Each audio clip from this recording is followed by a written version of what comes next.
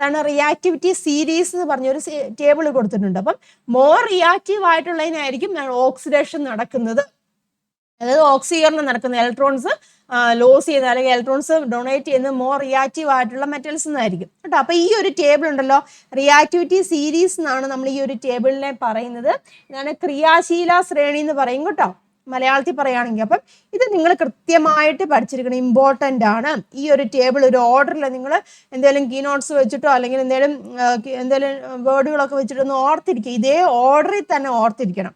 Clear ആയിട്ടുള്ള metals ആണ്. ഇതിൻ്റെ ഇടയിൽ ഒരു ഹൈഡ്രജൻ വരുന്നുണ്ട് കേട്ടോ, അതൊന്ന് നമുക്ക് പറയാം എന്തിനാണ് ഹൈഡ്രജൻ വരുന്നതെന്ന് പറയാം, എങ്കിലും അതൊന്ന് ഓർത്തിരിക്കുക.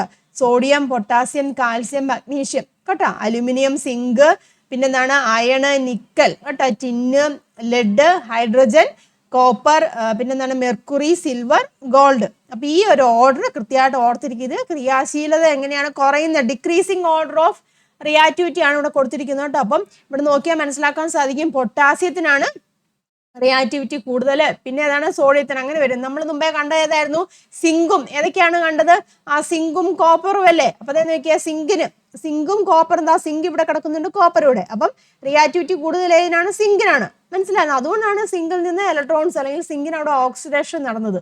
അപ്പൊ അത് നിങ്ങൾക്ക് മനസ്സിലാക്കാൻ സാധിക്കും ഈ ഒരു ടേബിൾ പഠിച്ചു കഴിഞ്ഞാൽ. ഈ ടേബിൾ കൃത്യമായിട്ട് നിങ്ങൾ പഠിച്ചിരിക്കണം. അപ്പൊ ഇതേ ഓർഡറിൽ തന്നെ പഠിച്ചിരിക്കുക.